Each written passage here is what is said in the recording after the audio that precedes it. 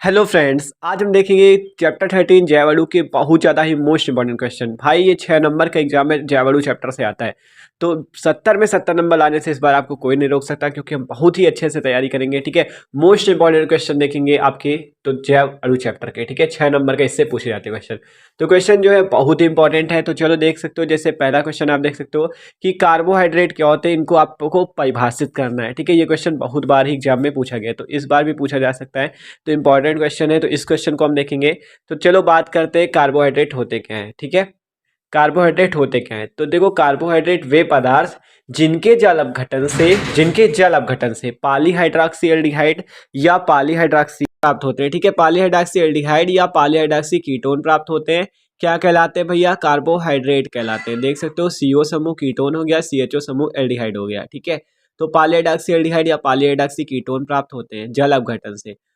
ठीक है, तो वो पदार्थ क्या कहलाते हैं? कार्बोहाइड्रेट कहलाते हैं। ठीक है, तो इनके नाम के अंत में क्या लगता है? ओज लगता है। जो कार्बोहाइड्रेट होते हैं इनके नाम के अंत में ओज लगता है, जैसे ग्लूकोज हो गया, फ्रक्टोज हो गया। ठीक है, ओज लगा है ना, ग्लूकोज फ्रक्टोज। ठीक है, तो वे पदार्थ कार्बोहाइड्रेट के होते हैं वे पदार्थ जिनके जल अपघटन से पॉलीहाइड्रॉक्सीएल्डिहाइड, ठीक है, सीएचओ और कीटोन समूह बनता है। तो उससे क्या होता है, उन्हें हम क्या कहते हैं? कार्बोहाइड्रेट कहते हैं। और जैसे ग्लूकोज और फ्रक्टोज हो गया। ठीक है, तो कार्बोहाइड्रेट बहुत इंपॉर्टेंट एग्जाम में बहुत बार आ चुका है। ठीक है, तो देख सकते हो, इसीलिए आपको इंपॉर्टेंट क्वेश्चन दिखाएंगे हम लोग। तो इससे आपको 70 में 70 लाने से कोई नहीं रोक सकता। ठीक है, तो चलो देखते हैं आप। जैसे इस पे ग्लूकोज और फ्रक्टोज हो गए कार्बोहाइड्रेट। ठीक है, तो ये बात होती है कार्बोहाइड्रेट की। अब अगला क्वेश्चन देखो, 70 में 70 लाने हैं तो भाई इंपॉर्टेंट क्वेश्चन भी देखने पड़ेंगे। ठीक है, तो देख सकते हो अगला क्वेश्चन, अमीनो अम्ल तथा प्रोटीन की परिभाषा लिखिए। तो हम पहले देखते हैं अमीनो अम्ल की परिभाषा कि अमीनो अम्ल होते क्या है। तो देखो, अमीनो अम्ल की बात करें कि अमीनो अम्ल होते क्या हमारे, अमीनो एसिड। ठीक है, वे यौगिक जिनमें, देखो अमीनो एसिड क्या होते हैं, जिसपे NH2 समूह, नाम से पता चला अमीन मतलब NH2 समूह। तो वे यौगिक जिनमें एक या अधिक अमीनो समूह तथा एक या अधिक कार्बोक्सिल समूह, मतलब एक या अधिक अमीनो समूह, अमीन का मतलब हो गया NH2 और कार्बोक्सिल का मतलब हो गया COOH समूह। कौन सा समूह? COOH समूह। ठीक है, तो COOH समूह हो और जिसपे एक या एक से अधिक और या एक या एक से अधिक NH2 समूह हो, उसे हम लोग अमीनो अम्ल कहते हैं। ठीक है, वे यौगिक जिनमें एक या एक से अधिक अमीनो समूह तथा एक या एक से अधिक कार्बोक्सिल समूह होता है, COOH समूह, उससे हम लोग क्या कहते हैं? अमीनो अम्ल कहते हैं। देख सकते हो परिभाषा आप, वे अमीन, ठीक है, कार्बोक्सिल समूह कहलाते हैं। सॉरी, कार्बोक्सिल समूह होते हैं, अमीनो अम्ल कहलाते हैं। ठीक है, तो ये बात होती है। NH2 हो और COOH हो, तो वो हमारे पदार्थ क्या, वो जो सूत्र होगा वो क्या कहलाएगा? NH2R COOH। देख सकते हो, ये तो ये क्या है? एक अमीनो एसिड है। ठीक है, तो अमीनो एसिड में क्या होता है? NH2 समूह होता है और COOH समूह होता है। अब अगला परिभाषा की बात करते हैं, प्रोटीन। प्रोटीन क्या होता है? वे जटिल पदार्थ जो भिन्न भिन्न या समान अल्फा अम्लों के संयोग से प्राप्त होते हैं। ठीक है, अल्फा अमीनो अम्लों के संयोग से प्राप्त होते हैं। ठीक है, अमीनो अम्लों के संयोग से ये प्राप्त होते हैं आपके प्रोटीन। ठीक है, तो अमीनो अम्लों के संयोग से क्या प्राप्त होते हैं? आपके प्रोटीन प्राप्त होते हैं। तो वही बात हुई कि वे जटिल प्राकृतिक पदार्थ जो भिन्न भिन्न या समान अल्फा अमीनो अम्लों के संयोग से प्राप्त होते हैं प्रोटीन कहलाते हैं। ठीक है, तो ये हो गई प्रोटीन की परिभाषा, देख सकते हो। ठीक है, और इसके पहले अमीनो अम्ल की थी।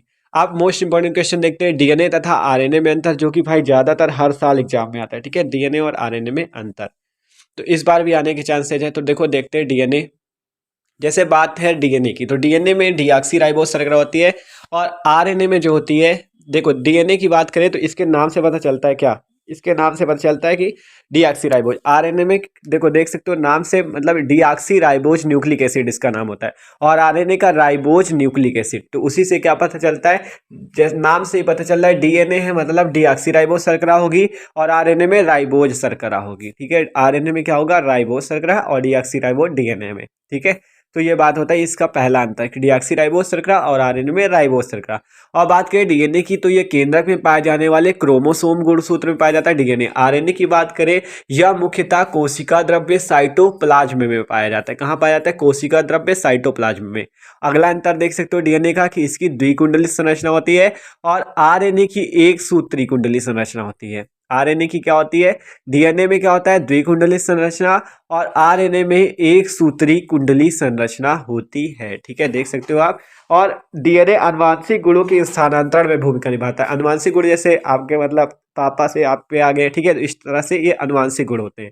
और आरएनए क्या करता है? प्रोटीन संरक्षण में मदद करता है। आरएनए आपका प्रोटीन संरक्षण में मदद करता है और डीएनए आनुवांशिक गुणों के स्थानांतरण में महत्वपूर्ण भूमिका निभाता है। तो ये थे डीएनए आरएनए में चारों अंतर, ठीक है, देख सकते हो। अब अगला क्वेश्चन कि ग्लूकोज तथा फ्रक्टोज में विभेद कीजिए या अंतर लिखिए, ठीक है।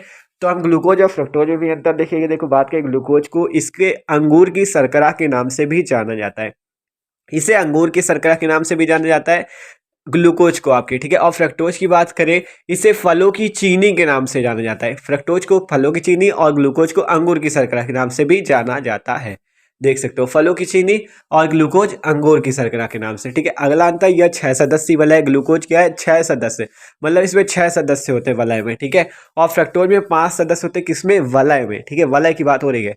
तो ग्लूकोज में 6 सदस्यीय वलय, फ्रक्टोज में 5 सदस्यीय वलय, देख सकते हो। 6 सदस्यीय वलय हो गए और फ्रक्टोज में क्या हो गया, 5 सदस्यीय वलय। अब अगले अंतर देख सकते हो।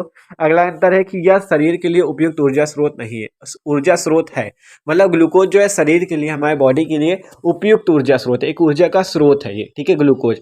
और फ्रक्टोज की बात करें, यह मस्तिष्क और मांसपेशियों के लिए उपयुक्त ऊर्जा स्रोत नहीं है, मस्तिष्क और मांसपेशियों के लिए ऊर्जा स्रोत नहीं है उपयुक्त, ठीक है।